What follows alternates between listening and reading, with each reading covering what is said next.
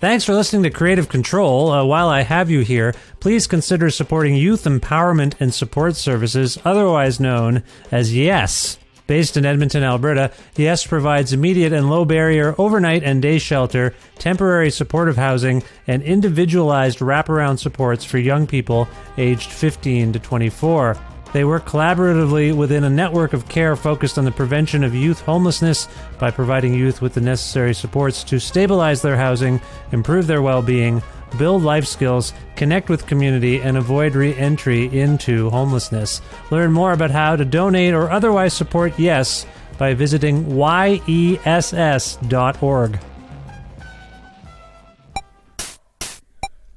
Creative control, comedy, art, and sometimes rock and roll. Let's do a public opinion poll. Raise your hand if you love creative control. 'Cause when Vish is unleashed, well, sorry, I didn't see you there. I was just working on a tribute song to my favorite podcast, Creative Control, with Vish Khanna. My name is Matthias, and I play in a band called The Burning Hell, but more importantly, I support Creative Control on Patreon, and I think you should too. Quality long-form arts journalism is like a magical talking unicorn. It definitely exists, but it can be really hard to find. Fortunately for us, Vish makes it easy with hundreds of funny, thought-provoking, well-researched and engaging interviews with artists from all over the world. Your flexible monthly donation on Patreon will get you plenty of special exclusive treats and help Vish keep his podcast well-fed and cared for properly, the way a magical unicorn deserves. To make your flexible monthly donation to Creative Control, please visit patreon.com/Creative Control today.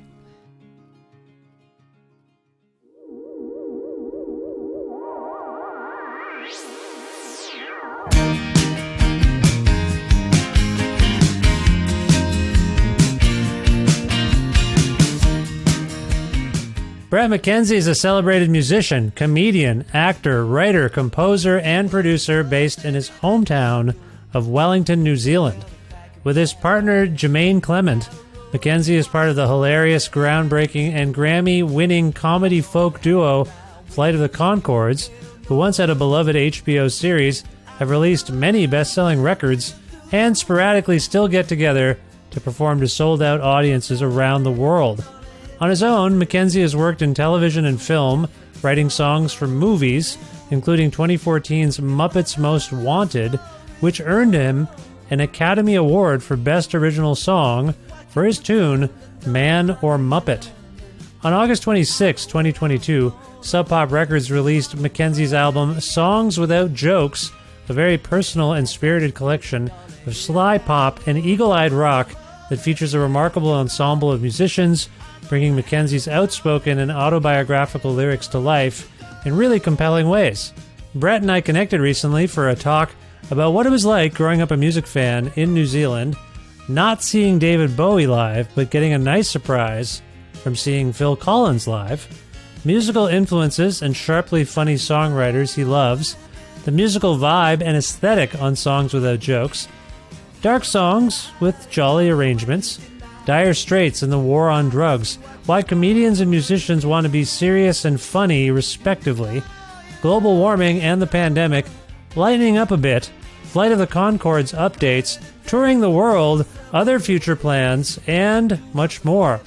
A part of the Entertainment One network with the support of listeners like you who follow and subscribe to this podcast and spread the word about it, and make flexible monthly donations at patreon.com/Creative Control, where you can hear this show a little bit earlier than everybody else. Go to patreon.com/Creative Control for more information about that. Plus, in-kind support from Pizza Trocadero, The Bookshelf, and Planet Bean Coffee in Guelph, Ontario, and Grandad's Donuts in Hamilton, Ontario.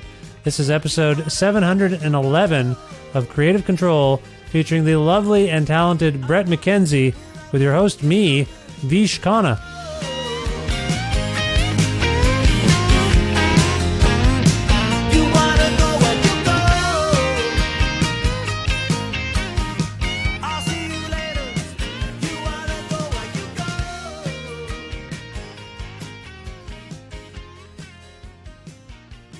Hi, Bret. How are you? Good morning, afternoon, evening. Yeah. Yeah, it's afternoon here in Edmonton, Alberta. Where in the world are you? I'm at home in Wellington, so it's tomorrow morning, I think. That's right. That's right. Now, you spend a lot of time in Los Angeles, I believe. Is that correct? Yeah. That's probably, I guess, my second home. Yeah. Yeah. So you're used to this temporal confusion as you're checking back in Wellington with all your family, right? Of them being, what, a day ahead? There's a lot of that. My kids are quite used to that. And there's also that thing when you fly, you lose a day or you gain a day. So you arrive the day. You miss a day traveling home. It disappears. So weird. That seems weird. We some of us are used to losing hours, but a whole day. Do you ever get? It's bad if it's your birthday. It's bad if you fly home the day before your birthday and arrive the day after. You miss it. Just miss the whole thing. Yeah. What? Now, so you are from Wellington, as far as I know. Kind of born and raised there. Is that correct? That's right. Yeah. I grew up in Wellington, and Wellington's kind of if people know New Zealand. There's two islands. Wellington's kind of in the middle. It's at the bottom of the North Island, and it's capital city, government. It's quite artsy. People say it's a little bit like Seattle, sort of San Francisco. It's kind of hilly with a harbour in the middle, and quite geographically quite small. And so it's a town where you can. It's a small city, but it's a big town. But you can really walk around everywhere. So that's kind of one of the cool things about it. You go out, you bump into people you know. Yeah. That sounds lovely. I used to, for a long time, most of my life until recently, lived in Ontario, in a college town, very similar, walkable, artsy. I relish that. Now, based on the fact that it's a capital city, does this mean that if a band or an artist is going to do a tour of New Zealand, is it pretty much guaranteed they'll play Wellington? Oh yeah, absolutely, yeah. Yeah. A New Zealand band or an international band? For sure. I meant an international band. Oh yeah, international bands. Actually, Auckland is the biggest city. There's one bigger city. So often touring bands will do Australia, and then on the last day they'll tag on a New Zealand show or two. And if they're depending on how tired they are, if they play or how big they are, Auckland has a sort of bigger venue. I see. Yeah, but often we see bands touring and they're very tired because it's the last show of their tour because they've done Asia or something and then Japan and then Australia. They show up on a Monday night and play and look exhausted and play a really fatigued gig. Good for you. Wow, you got all the perks there. That's what we get. So the reason I ask is, just again, forgive my lack of geographical knowledge of this area. How far is Auckland from Wellington, and would it be feasible if someone were to do what you're saying, you're in Wellington and you hear tell that someone's playing Auckland, is it easy for you to get there? Is it a long trek? It's a 6 or 7 hour drive. So you wouldn't make I don't know if that's... You wouldn't... And that's a lot, isn't it? It's a lot, yeah. I don't... You don't just go up there for a show unless there's a band you really like. Have you ever done that? Have you ever thought... have you and your friends ever just done that? You had to go because they were only coming to Auckland. I'm trying to think. No, I think most bands that I've wanted to see have had Wellington on the list. So, all right, fair enough. So my question is, because I talk to people, even in Canada, we have remote outposts, and the touring circuit will hit Toronto, maybe Montreal, and then the whole rest of the country is a bit of a wash. People will go to Vancouver, maybe they'll go out east. And what I've learned from my travels and going to these remote outposts is that the people who are attending the events really relish them because they think it's rare. They know it's rare to have people come by. Oh yeah. So do you have that? Yeah, you have that mentality. There's definitely that feeling. There's that excitement of it feels like it's a once in a lifetime opportunity to see these bands, and often it is. Like, they come once, I mean maybe twice. If an act comes to New Zealand 3 times, they are really passionate about flying on planes. Yes, of course. So in that spirit, have there been formative concerts for you living in Wellington, things that you'll always, you couldn't believe it was happening kind of thing and you'll always remember it? Anything like that come to mind? Yeah, David Bowie came to Wellington, and huge regret for me because I'm an enormous fan, And for some reason, it was a long time ago. It was too expensive, and I couldn't go. And but he was playing like this giant sports arena, like giant, the biggest venue in town. You know, it's mostly for rugby and sports. So I was at my flat, and you could hear the concert because Wellington's quite small. You didn't really need to go to the concert to hear it. The whole city could hear Bowie singing his songs all night. So I heard the concert, but I was just standing outside my house listening. Oh man, that's a drag. I'm sorry. So gutting because then, I mean, I still got a total buzz from hearing it, but mostly it was just a brutal regret because then he passed away and I didn't get to see him. I was like, oh man, I should have just got myself together, bought the ticket. I have a few of those myself, I will admit to you. Were there any things you saw that you were sorry? Let's get us out of this sad story of regret. Was there anything triumphant that you got to see that impacted you as a musician and as a fan? Far out early on, I was mostly, to be honest, it's mostly New Zealand bands. I see. I've saw when I was younger, and then when I started traveling, I saw lots more acts. It's interesting. What's an act I saw in New Zealand? You know what? An act I saw not that long ago was Phil Collins. Oh yeah. He was touring. He's back. And he's been touring again after semi-retirement. Back, and he was. I mean, I like Phil Collins, but I didn't think, I'm not like a huge fan. But then I went to the concert and I was like, I was converted. It was, he smoked it, man. The songs are awesome. The band was amazing. Yeah. The whole crowd was it was really amazing. That was cool seeing I mean, he's not that well. He can't stand. Yeah. He sits down for the concert and everything, but his voice is incredible. And suddenly I saw like the power of his songs and his music, and I was like, I get it, you know. And I looked back at his earlier stuff where he was so cheeky and playful. Anyway, that was probably a few years ago, but that was a killer gig. Yeah. You and I are about the same age. I realized recently. I'm 46. Yeah. Yeah, I was born in 1977. You were born in 1976, I believe. Is that correct? Yeah, that's right. Yeah. So we're both, I think, probably 80s babies, but had formative experiences in the 90s. Is that about right for you, would you say, in terms of... That's right. I think the 80s music was kind of the music we heard when we were at the supermarket as kids. It was just... Like Phil Collins I just heard it without even trying. Everywhere. So I know the songs. I knew the songs. Yeah. Yeah. What I was getting at, because the 80s, I remember I was very immersed in music from a very young age, watching it, consuming it. And I would watch the Grammys sometimes with my parents, and Phil Collins would win constantly. And if I think about it, like that No Jacket Required album, huge, like just a huge 80s. Like I can't think of, other than, Michael Jackson and Bruce Springsteen. I feel like he dominated. When I looked closer, his hits when he does a concert, he's one of those acts that just does hits all night long, and he can. And you don't realize you know all the songs. Yeah, it's crazy. Remarkable. But that aesthetic, it's an interesting segue because I want to talk about this brilliant new record of yours, Songs Without Jokes. Congratulations, first of all, Bret. It's really wonderful.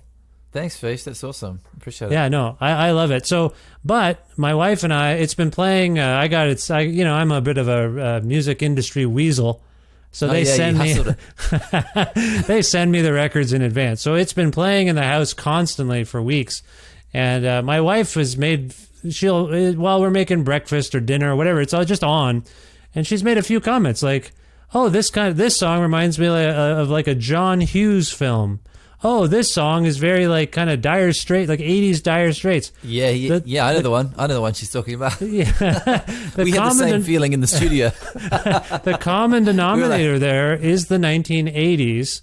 I don't think that's the truth for everything, and I will get into that with you. But aesthetically, sonically, and again, we're generalizing about an entire decade. Do you feel like that vibe, that 80s vibe is present on this record? Hugely. Yeah, it has there's something about the production and the synth. It's adding the synth to a band. I feel like throws it into a kind of like 79, 80, 81 type zone. Like we would just, and I think something about the 80s production, Mickey Petrelli's the producer, something about it we sort of love, and we're like, oh, this is kind of juicy because it's a little cheesy, but it's kind of cool.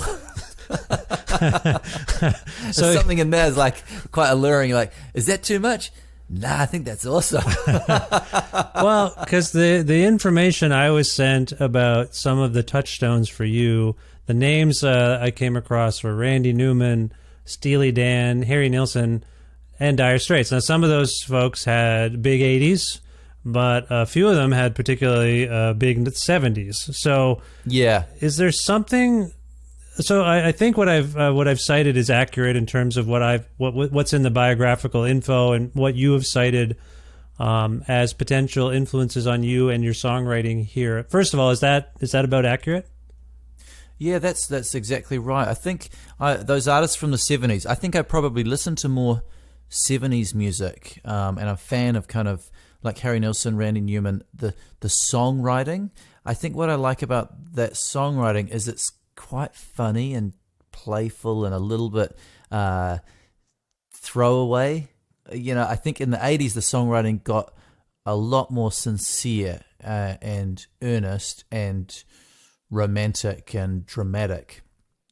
I think I'm slightly more, and I do love all that as well, but I think I'm somewhere in between, but definitely part of that 70s songwriting tone I really like. And my theory is that some of those albums, they were in the studio, that was back in the day when they'd book a studio for a month to record the record. Yeah. And they'd be playing songs for days, and then I reckon on about day 12, they would just be so bored that they would start singing crazy stuff, like making up silly songs, and they'd have so much fun making up that silly one that ended up being on the record. There'd always be like one or two quite crazy songs on those albums. Yeah.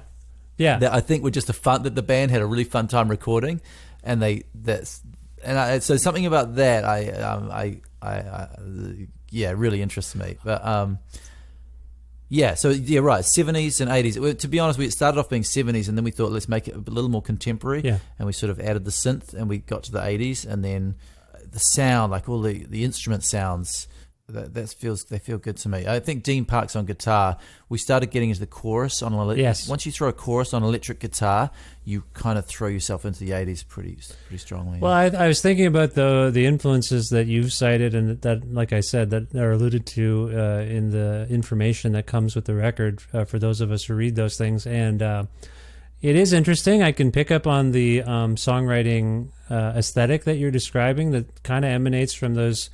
Something was going on in the 70s. I mean, we for those of us who've studied any kind of film, there's something gritty, that sort of verite aspect, or misdirection, a lot of misdirection where you're like, something's packaged as one thing, but then if you actually dig into what's being said, it's the opposite.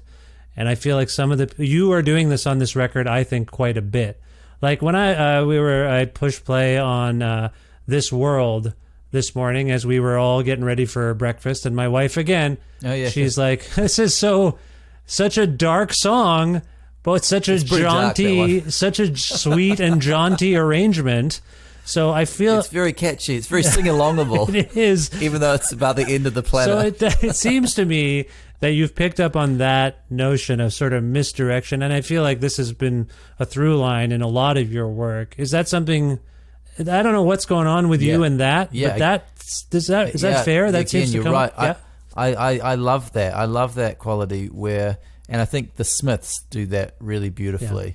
You know, girlfriend in a coma, I know, it's serious.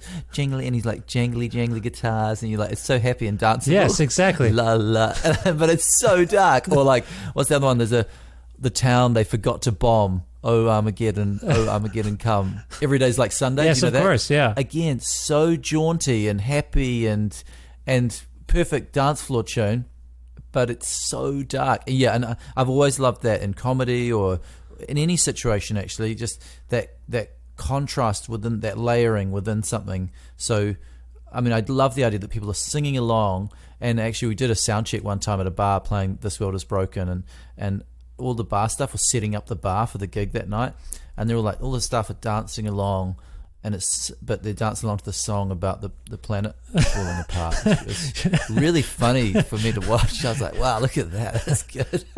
So I have a theory that I've presented to a few people on the show, because I interview comedians more rarely in some ways than I do musicians. But over the 15 years or however long, no, it's been longer than that. I'm getting old. 18 years I've been doing this kind of stuff, interviewing people. 1800 years. 1800 years. 1800 years. Yeah, I'm podcast. old. I'm old. That's right. This is your first podcast ever. So I've been started before there was even technology. No one heard it. It's just primitive technology I was working with. I have a theory that in general, musicians often want to be thought of as funny, and comedians often want to be taken seriously. And I know, again, I'm generalizing. I think you're right. You said you were in between the earnest and the irreverent, even in your own songcraft. So you're a perfect test case for my theory, because you can speak to both impulses. What do you make of my theory, first of all, Bret? I completely agree with your theory. Because I've kind of been in both worlds. I grew up in bands, playing in bands in New Zealand, and then I spent years touring comedy clubs, hanging out with stand-up comedians. Yeah. And Jermaine and I, with Flight of the Conchords, we weren't really stand-up comedians. One of the things, there were two of us, so it's always we didn't quite fall into the neurotic. What happens to stand-ups is quite intense because they're off by themselves, traveling all the time. But I found that I agree. I found that musicians are generally much I think musicians are actually much funnier people often. I think so too. Comedians are often very serious and not that fun to hang out with often. I mean, they're okay to hang out with. They're funny when they want to be. But absolute musicians, if I've touring in bands, laughing all the time. Yes. Laughing all the time. Touring comedians, oh, that's just so. But it's funny at the show. But this after you're like, what's this? Oh, mate, it's a dark night. Oh, I'll tell you what's wrong with the world. Yeah, I don't know. So I don't know. I think I go between the two. I feel like, in my experience, I learned it the hard way because when I did a college radio show, I would often get to talk to comedians, and if I tried to even engage, like this is a testament to me, maybe not being funny. Ever in my life, but I don't think I have evidence to suggest that's not exactly true. Every time I interact with someone, I could get a bit of laugh sometimes. But when I would try to engage, mind you, are you going to say when you engaged with the comedians, they didn't really buy into it, and they were like, "Nah, mate, I'm not going for it." There's something about the comedian dynamic I've had where if you try, I've learned the hard way not to try, because I think what part of it, I think that neuroses you talk about, is they are faced with people questioning their jobs more than almost anyone. Like a musician can play, and unequivocally someone can say, oh yeah, that person knows how to play an instrument. I can't really argue with that. Comedians are constantly told they're not funny, or you know who's funny? My cousin. Like it's like no one values the job, and so they get upset that anyone thinks they can do it. Does that resonate?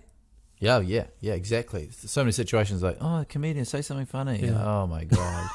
Like, no, I did these songs that are sort of played. Anyway, no, you're right. Mind you, would you ever? It sounded like when you were interviewing comedians, they wouldn't do gags with you. But then, would you ever interview a musician say, "Hey, I've got a half a song idea. You want to have a jam?" No. But see, the thing is, I wasn't trying to be like, do your material. I just mean it was often. Right.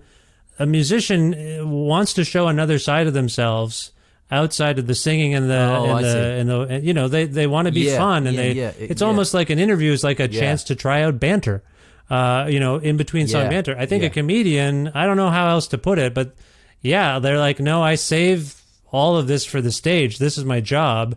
Here's if you want another side of me, it's often going to be a serious one, like a more sincere one. Yeah. So that's all. No, I had years of that. And often Jermaine and I would go to photo shoots for, newspapers or any sort of, magazine or something, and they'd always say, okay, let's do the photo. Particularly like regional, local newspapers would be like, okay, could one of you like do a funny face or something? Because we want to show that you're comedians. We're like, no, we just like to just stand and be ourselves. They're like, yeah, what about it? One of you's like punching the other one in the head, or one of you's like... Which is hilarious too, because like yourself on this record and people like Randy Newman and Steely Dan, often the most hilarious things that I hear from folks like you and them, it comes across as serious. But like my wife dialed in to what you were saying today in particular. Like, again, it's been playing throughout the house, and she's like, this is hilarious that this song is so bleak, and there's like a wah-wah like horn section and backup singers, and like it's like festive. So I'm getting like it's I like it, and I think there's no solution to this. I think my theory is sound, and I think you're on it. You're on. I appreciate you backing me up on it. So I've jumped a little bit ahead for folks who are listening. We should actually talk about where this record kind of came from. It is called, and I think this is a nice segue from what we were just discussing, it's called Songs Without Jokes. And I wonder if you can talk, that's funny. Like, that to me is inadvertently funny. Can you talk a little bit about what spurred you on with this batch of songs and this sort of concept of Songs Without Jokes? Yeah, well, for those people who don't know the stuff I've done before, I play in a band called Flight of the Conchords, which is a comedy act, and then from that we did a big TV show, and then I got work doing film songs. So I wrote songs for the Muppets and won an Oscar. Won an Oscar. I had done lots of films for TV, for The Simpsons, and won a Grammy. You won a Grammy and an Oscar. I just want everyone. A Grammy. Yeah. By the way, you live in Wellington, New Zealand, and here in North America, those are considered like a big deal. Do you even care? Yeah, no, it's a big deal here as well. Yeah, people are impressed. Okay. People are impressed. Sorry to interrupt you. I just wanted to interject. First of all, Bret, it's hilarious. Everyone knows who you are. Everyone. I appreciate that you're like, for those who don't, I think people by now, I hope, know who you are. Anyway, I don't mean to interrupt. Okay. So writing songs for films, right? And I'm doing this all the time, and I get these really crazy phone calls or emails, and they say, we need a song, there's a unicorn, she's upset, and she wants to sing about how upset she is. And then what they say, there's a character, they're like, there's a toy, there's this toy, and it needs to have a song for the opening sequence. And I'm like, okay. And then I write the song, they say, yeah, it's good, but the unicorn, I don't think the unicorn would say that.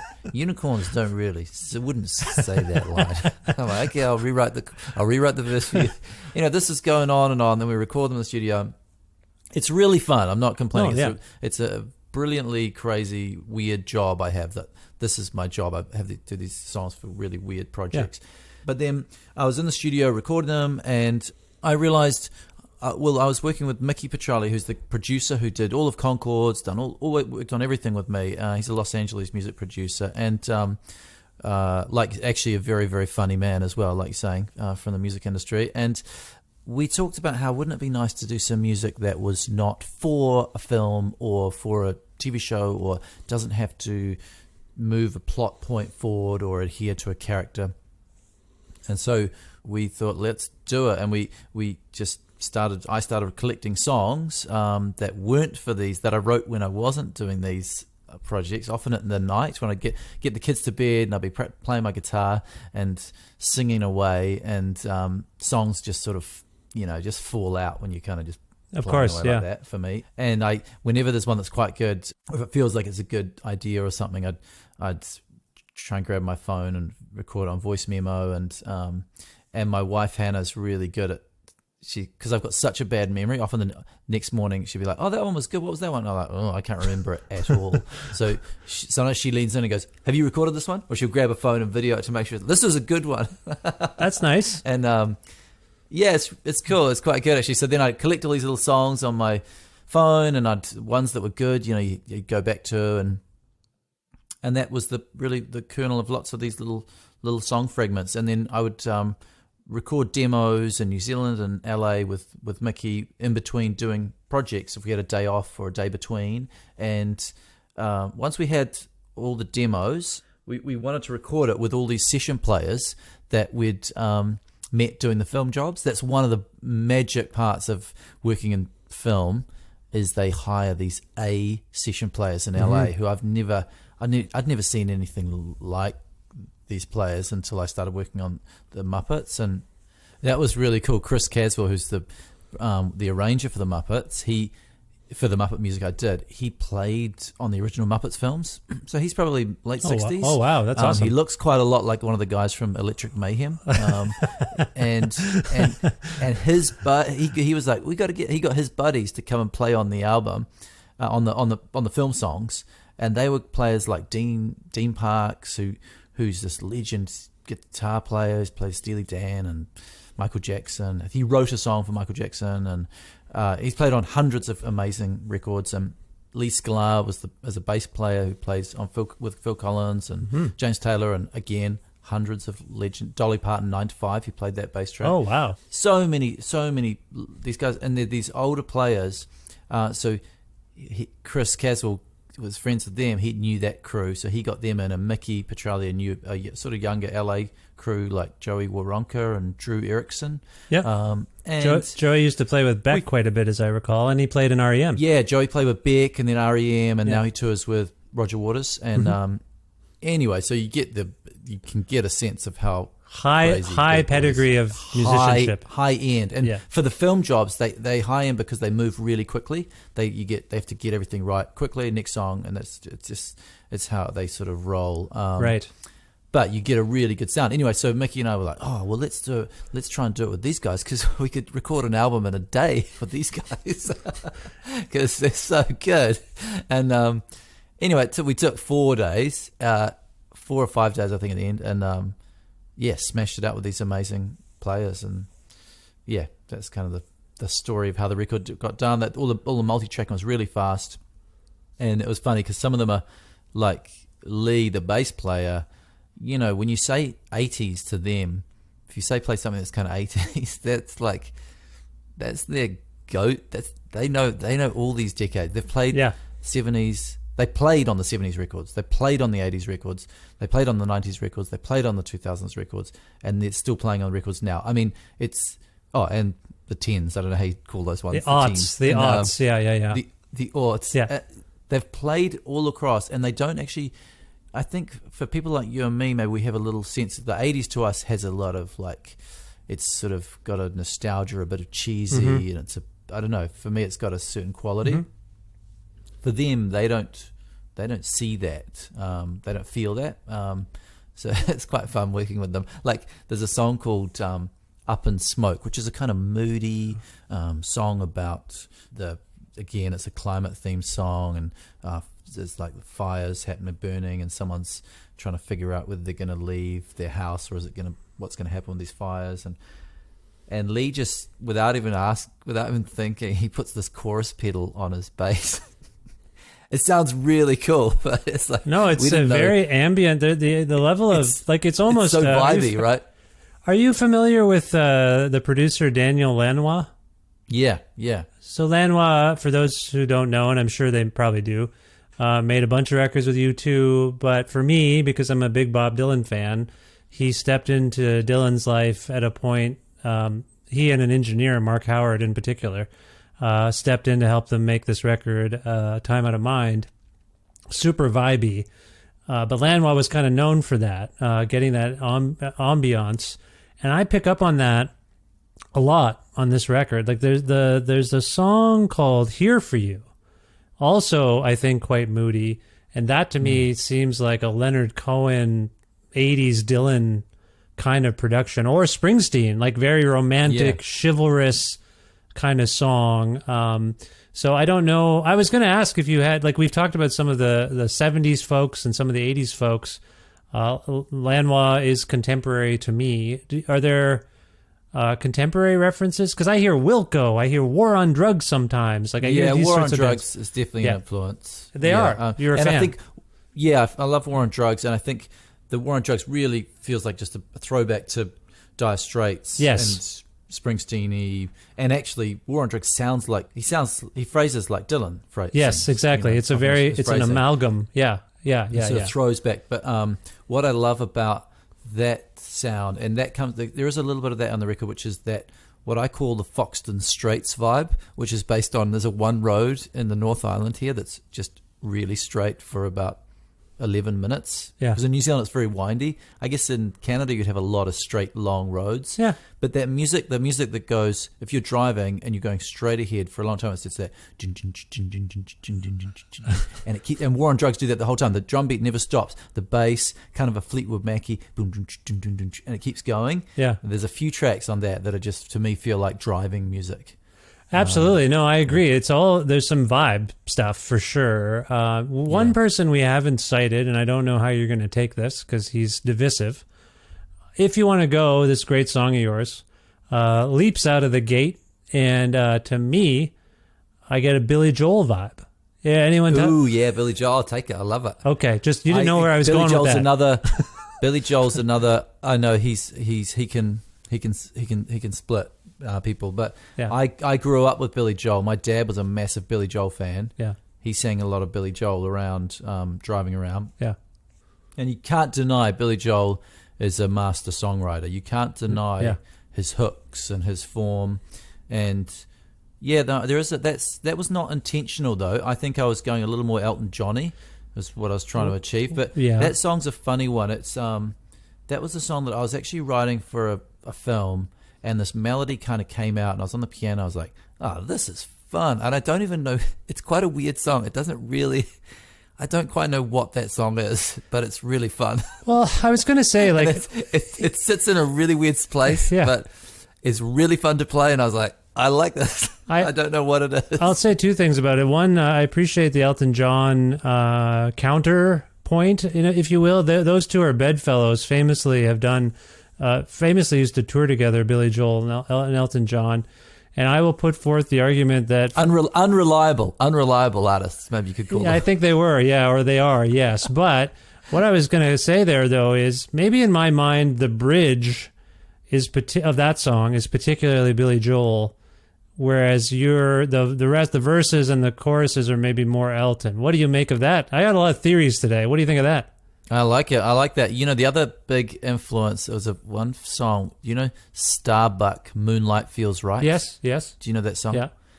There's something about that song that I think and Leon Russell does it a little bit, but in a much cooler way on Will-O-the-Wisp, his album. Mm-hmm. The synths kick in. And what I like is in Starbuck, the synths kick in and it sounds like it suddenly goes all zhuzhy. And so we were trying to get those synths up and then in the mix so that you it sort of sounds 70s rock, but then you're like, ooh, what's this? And it goes all, I don't know, something sort of cocktaily about it or don't know, something. Well, if you want to go, there's a few songs here where I'm like, I can, as a parent myself, as a spouse, I assume that you are not simply adopting narrative voices throughout this record, that you're speaking autobiographically or speaking about things that, like Up in Smoke, I can't help it. I picture you being in LA when there's fires raging in California, wondering about New Zealand, but maybe it's the opposite. I don't know. Let me finish this thought before you interject, because you're probably going to be like, yeah, you're way off, pal. But my point is that hey, Vish, man, you got no idea, man. my point is, sometimes I think I'm picking up. I did a Google search, write a song. I guess the algorithm. The algorithm wrote that one? Okay. Maybe I should interview that. Can we get the algorithm on this call? Maybe we can talk to them too. No, my point is, sometimes I think it's pretty autobiographical.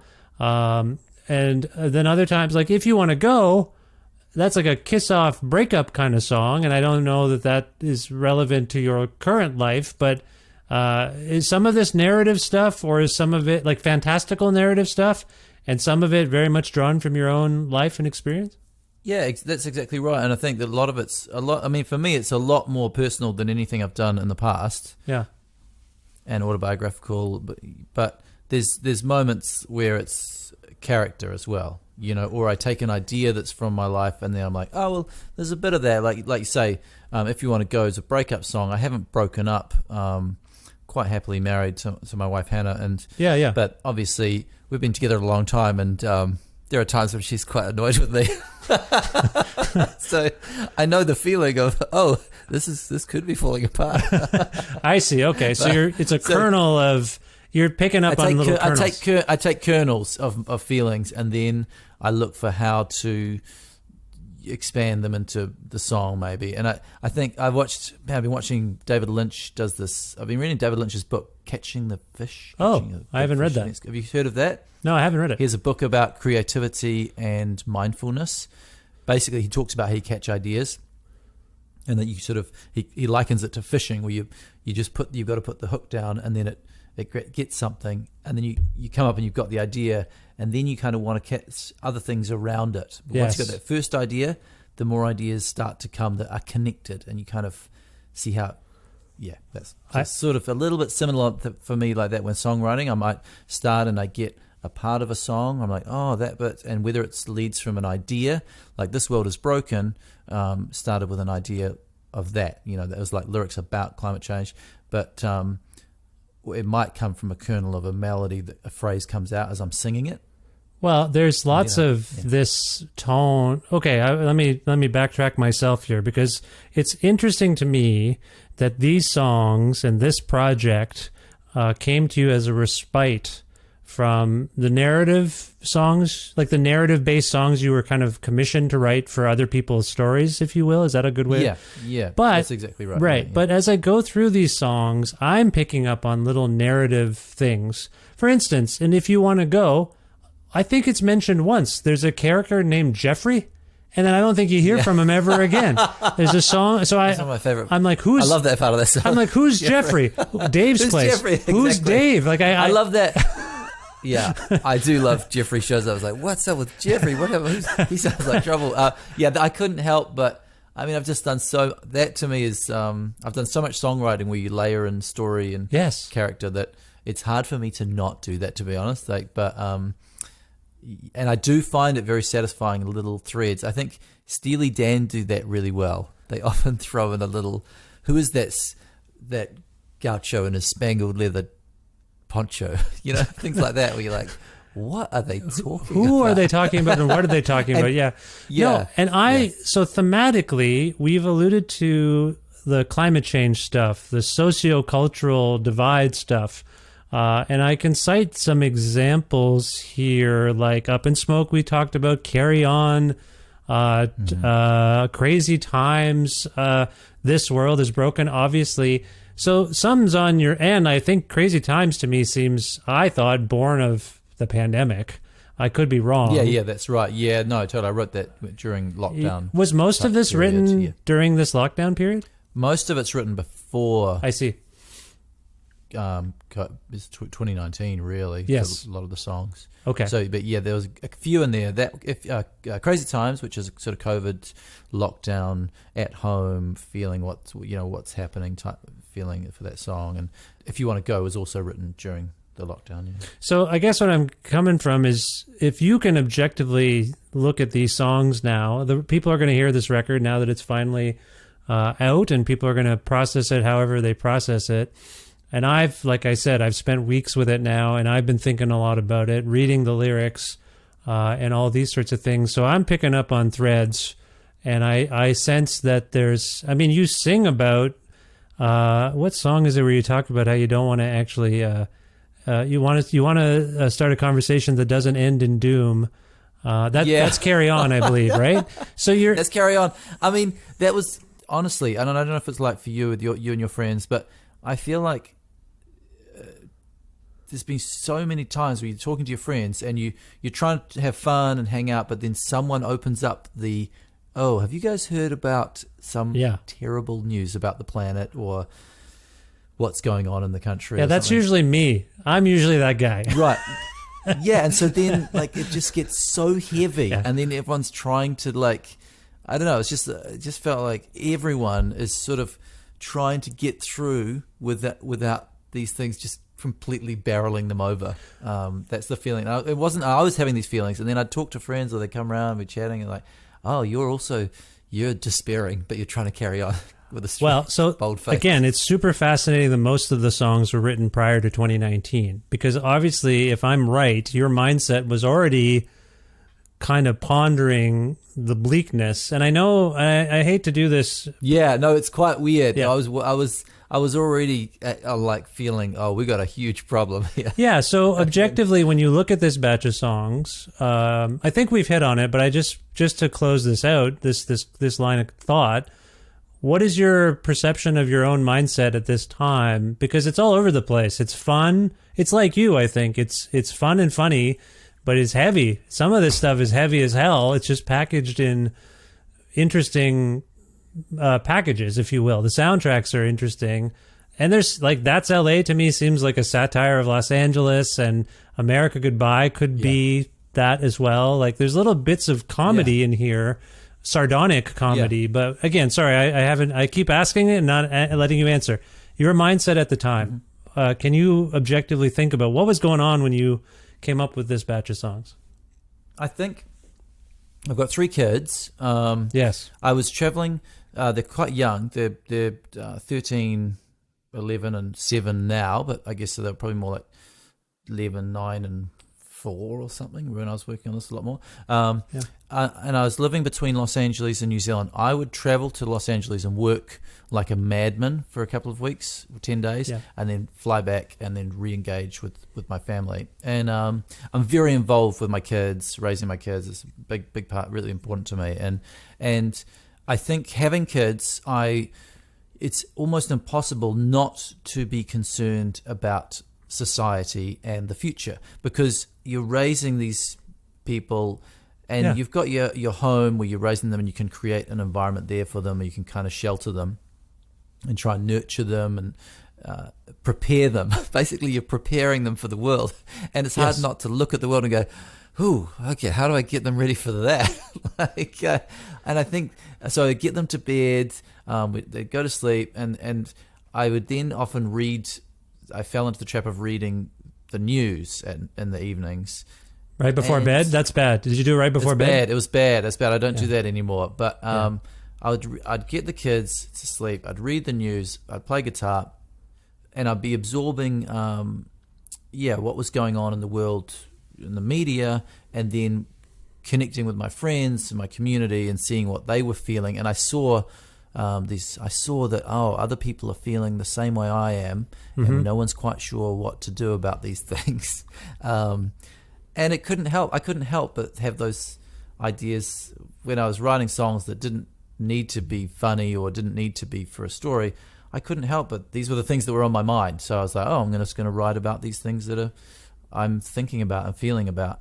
So that was, I think, I guess I was in quite a dark place, a concerned place, but normal. I think normal. I don't think. But I think unusual. everyone. It's hard if you're not feeling that at the moment. You're in a sort of denial type place where you've worked out how to live with it and cope with it without there's no you can't avoid this thing. You cannot say everything is fine at the moment. You just cannot. That denial, personally, I will say. And not to be that gloomy guy that we were describing earlier who brings everyone down, but that denial that you're describing, I feel, has been heightened by this pandemic. And it's telling to me that you've already said most of this was written prior to COVID-19. It was pre-pandemic. Couple things weren't. The obvious question is, to me anyway, how has your perception of things changed now that we're going through this thing right now that I think has heightened a lot of the problems. I think it's made some things better, at least more obvious, like things that we should be doing. And remember when everything got locked down and people in Los Angeles were like, "Hey, I can see the sky. I can see the cityscape for the first time in 50 years." And I was like, so, okay, what's next then? In Wellington, there was a cool side effect of, even though it's small and everything, but they closed the airport. No one was driving. Everyone started hearing all the birds. More birds came out. It's like, this is really pretty. It's really beautiful. But then it was quiet. Everyone slept better. But as soon as they could bring out everything like that back, they did. We did, and we just started. We did it. We did it. Yeah, I know. I'm feeling more. It's funny. I think that you're right. That the lockdowns, the pandemic has really turned the amplifier up on all the problems, and they've cracked so many things have cracked open. Weirdly, climate change almost got put on the back burner. People were like, yeah, don't worry, well, we got to worry about COVID at the moment, don't worry about your carbon emissions. Yeah, right. Now I feel people are like, yeah, okay, let's get back to it, guys. But but I think I'm actually slightly more, I'm feeling a little more optimistic actually, because I'm kind of really embracing connecting with people, and I've started this new band.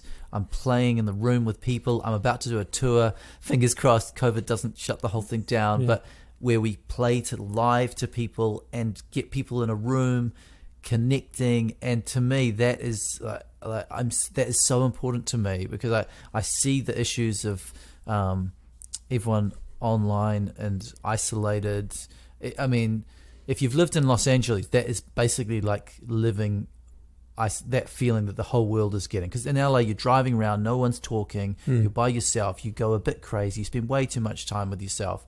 Whereas if you get people in the room talking to each other, connecting, they feel great, they solve problems, they learn to tolerate each other. I mean, it's so obvious that it's the most important thing. Yeah. So I'm really excited about that, and I'm also I'm aware that although this record is very serious and has its heavy parts, it's funny. I've sort of moved through. Maybe this was a stepping stone for me. I feel like I've started recording I've written new songs with this band, and I've started recording again, and I'm a little more. I've sort of lightened up a little bit in what I can. I feel like I can be even more playful now. I don't know. I've opened a door for myself creatively, which is really exciting. No, that's wonderful, and I appreciate your thoughtfulness in that answer and your thoughtfulness on this record, and I can see that happening. Like I'm sure you objectively can see this as something you had to get out of your system. Like I can do this earnestly and on my own. Exactly. The challenge was, can I do this? Yeah. I think I can do this. Let's try it. And it didn't really start off. It's funny, putting out a record becomes such a big deal. I didn't even think about having to promote it or talk about it when we were working on it. It was more like this little side project. And I think people might think Bret's gone. He's getting serious. He's gone real. He's like he's going to stand up there wearing all black and it's going to be so moody. It's not. Yeah, I didn't really think it through entirely about what it would be like putting it out in the world. Yeah. But anyway, it's a great adventure for me. And someone told me a quote about that David Bowie had about when you're making things, you want to be out in the water. Have you heard this quote? You want to be out and you want to go swimming just where you can't touch the bottom. Oh, yeah, that sounds familiar to me. Yeah, that's I'd never heard this, but I've heard it a couple of times recently. That's the feeling you want when you're making new things. And I certainly have had that feeling. Yeah. I think I maybe went too far out, but it's quite exciting because it's scary doing something that's a little new, but it's also, by taking that risk, it's scary but exciting, you see what I mean?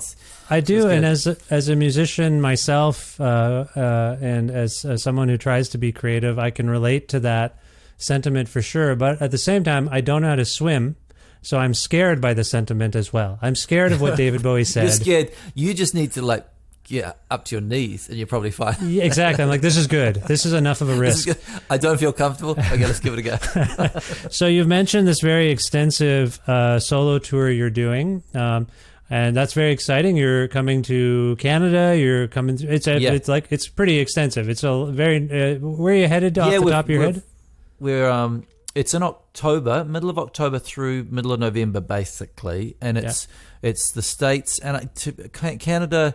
A couple of shows, 1 or 2 shows, I think, in Canada. Vancouver and Toronto, I believe. Yeah. Vancouver, Toronto. Okay, yeah. And hopefully get up there and do some more shows. I mean, I've been up to Canada quite a bit with Concord, so we had a great time. Yeah, we've got a bus. And I'm bringing a band from New Zealand of 7 musicians. Nice. And so we're doing the full, traveling around in a bus, playing shows, sleeping on the bus type thing. I saw Flight of the Conchords and Eugene Merman perform at Mass. Yeah, Eugene is someone I admire greatly, and is I've interviewed many times, been on this show once or twice. Twice. And anyway, I like Eugene, is my point. But my other point was going to be, I saw you guys at Massey Hall in Toronto, and I loved it so much. There will be people, Bret, obviously coming to see you because of Flight of the Conchords. Yeah, totally. Do you imagine, and I imagine this will be a surprise, do you imagine you might cater to their interests in your set list in some way? Or will it? Oh yeah, I think I'll try and play a few songs from other acts, just because I know how hard it is for an audience to hear new music. Yes. Do you know what I mean? And yes. When I go to gigs, when bands play lots of new stuff, it's like, oh man, give me a break. I like it. I usually prefer it, but I have a weird contrarian streak in me. Oh really? You can handle it? Well, I just find it can be quite tired. It can be quite tiring. It depends if it's good. Like if it's the new record is a stinker, then yeah, I'm with you. But if the new you're like, again, I'm a big Bob Dylan fan, and I started seeing him in the late '90s when I think he had this renaissance.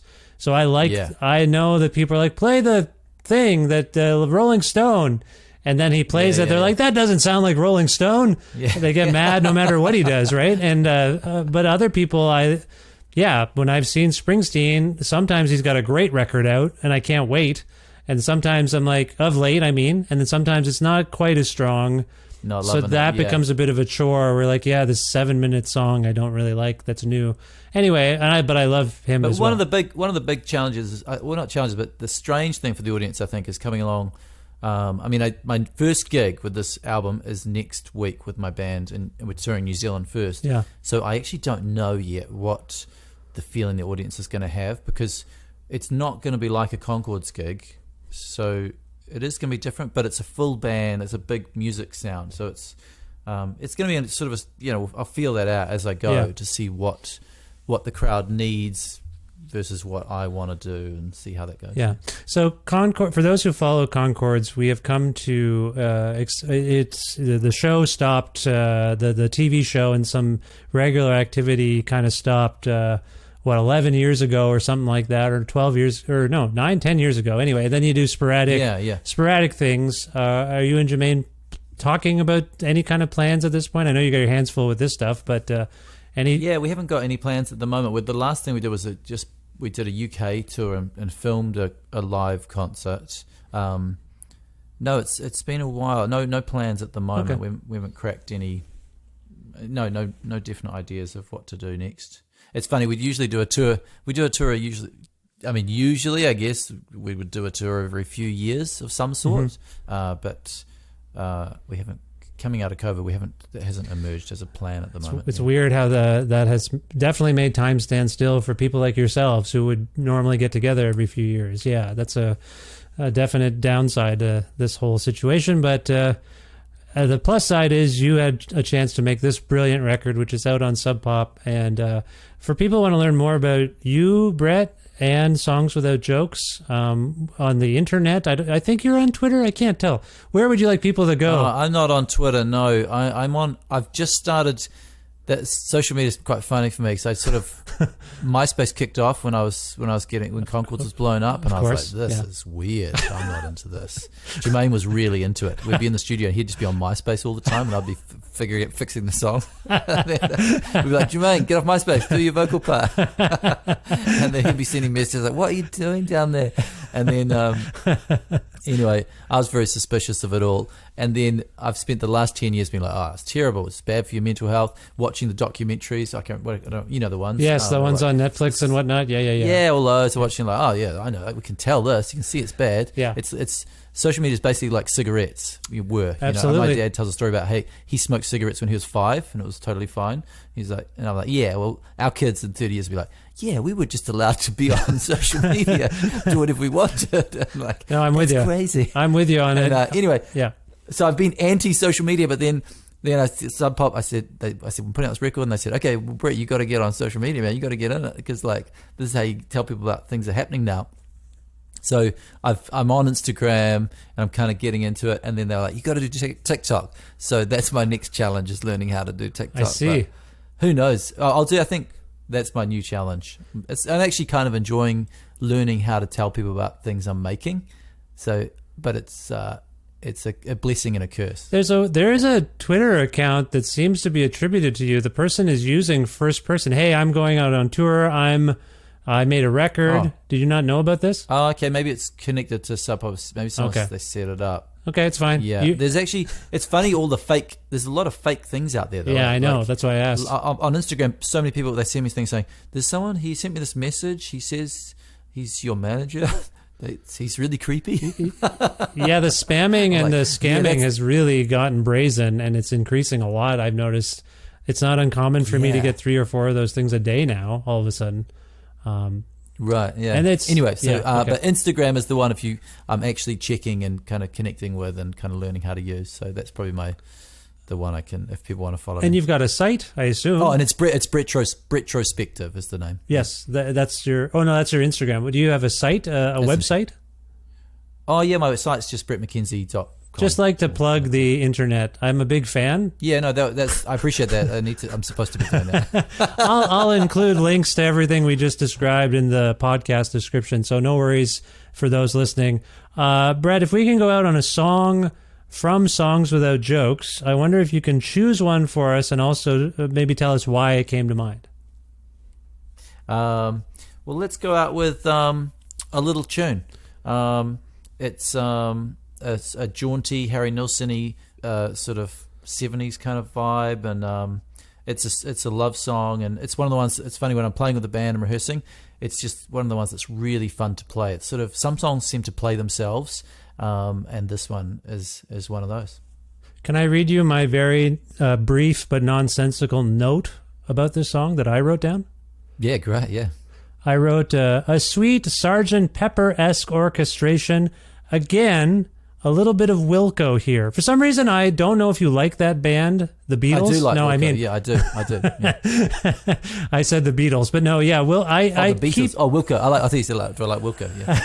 I was joking. I meant both. But Wilco, for some reason, like our Jeff Tweedy, who's a guest, has been a recent guest on this show and someone I've admired a long time, I think has a very particular way of phrasing and singing. And every once in a while, I can't help but hear him in your stuff. It sounds like you know him. You're a bit of a fan. Yeah, you mean like just some melody, so the way melody lines sometimes fall? Just attacking a lyric. Yeah, just your vocal approach to it. Like when you get into, again, like the bridge here reminds me of something that he might have done on Sky Blue Sky, a Wilco album. It's like a earnest and impassioned, but still sort of controlled thing that he can do. And I pick up a little bit on this lovely little song. Sorry. I'll take that. I like that. Okay, I'll take good. it compared to Wilco. All right. I appreciate. I didn't mean to make you uncomfortable with my weird theories and comparisons, Bret. You've been a very patient and lovely guest. This is quite scientific. It's quite scientific. This podcast. It is. This is a little tune from Songs Without Jokes, the brilliant new record by Bret McKenzie. Bret, this was truly a pleasure and an honor for me. I hope you enjoyed yourself, and best of luck with everything in the future. Thanks, Fish. It was super fun, man. I really appreciate your time.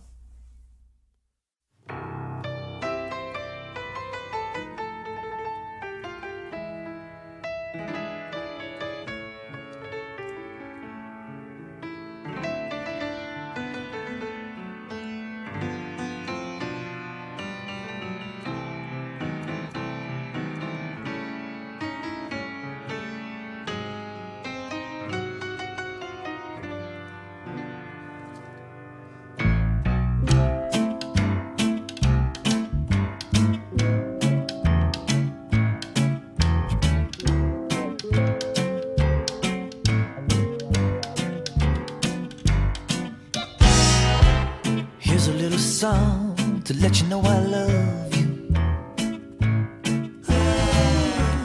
Just a little tune to let you know I care. A simple melody, 'cause I've been thinking of you. I want you to know I wish that I was there.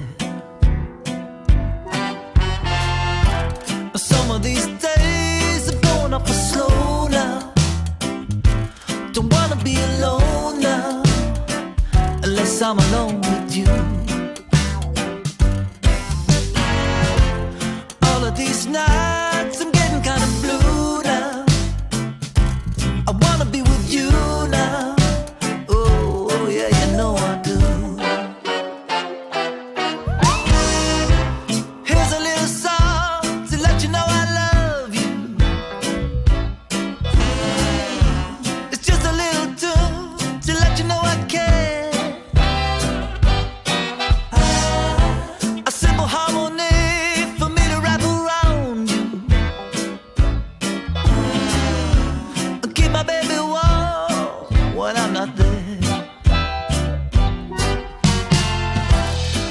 of these days I'm feeling kind of low now, and everywhere I go now I wanna go with you. All of these nights are getting kind of cold now, I'm only getting old now, I wanna be getting old with you. Not a day goes by without me thinking I love you. And not a night goes by without me dreaming I'm there. Ooh yeah, not a day goes by without me thinking I need you. It ain't right me being here when baby you're way over there.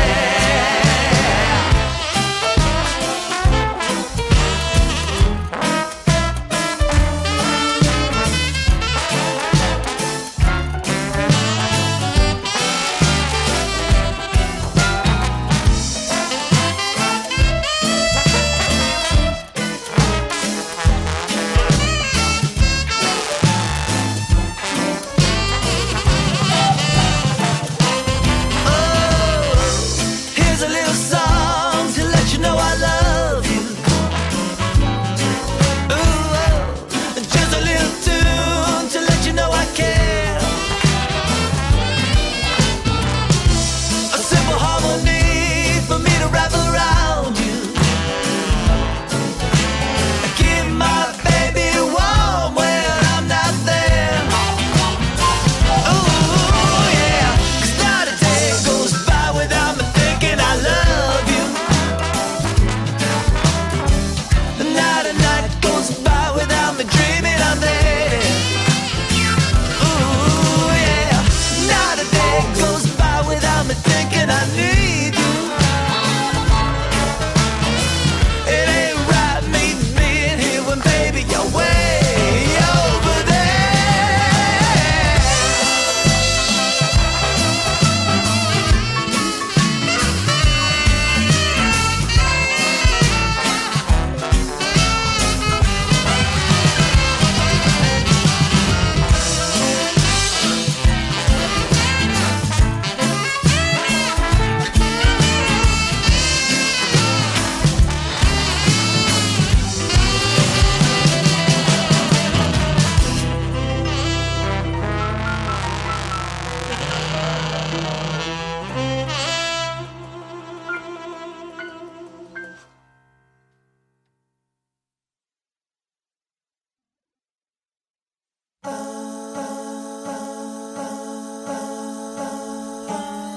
Well, come on. I am very thrilled that Bret McKenzie was on this show. Bret, thank you so much for appearing on this, the 711th episode of Creative Control, which is part of the Entertainment One Podcast Network and is available wherever you get your podcasts. If you can't find an episode that you've heard about and you're looking for it, or if you want to learn more about me and sign up for my monthly newsletter, please visit vishkhanna.com. You can like Creative Control on Facebook, if you so desire. You can also follow the show on Twitter at VishCreative, or you can follow me directly on Twitter and on Instagram at Vishkhanna. Also, please visit patreon.com/Creative Control to make a flexible monthly donation to sustain this podcast. $6 or more a month grants you access to exclusive content and content earlier. So you get the episodes that everyone else gets just a little bit earlier where my schedule allows. So that's one perk. There's also lots of bonus content as well. Sometimes I go into a little bit of overtime with my guests that are on the show. Sometimes I dig into my audio archives for older interviews that preceded the podcast. There's some perks. Early episodes, bonus content. What more do you want? That's all for $6 or more a month. And also, if you're interested in receiving a Creative Control t-shirt, just message me on Patreon and I'll get you one while supplies last. Thank you. Speaking of thanks again to Pizza Trocadero, The Bookshelf, and Planet Bean Coffee in Guelph, Ontario, and Grandad's Donuts in Hamilton, Ontario for their in-kind support for this show. Thanks as always to my dear friend Jim Guthrie for letting me use music of his on this podcast. You can learn more about Jim at jimguthrie.org. And finally, thank you. Thank you so much for listening to this episode with Bret McKenzie. I hope you enjoyed it. If you're new to Bret and Flight of the Conchords, please explore all of the things he has gotten up to with his life. It's amazing stuff. I'm a huge fan. We had a little chat after the recording of the interview was done, and I expressed to him how much his work has meant to my wife and I in particular. We love all the stuff he's done. So anyway, thanks to Bret, and thanks to you. If you're fans of Bret, welcome to the show. If you're new to me, huge archive of stuff. This is episode 711, so explore, please, and consider subscribing to this podcast and telling your friends all about it. That helps me, and hopefully it helps the people you love too who come on this show. Anyway, thank you so much for all the stuff you've done, and I will talk to you very soon. Be well, stay healthy, be safe. I will talk to you soon. Bye for now.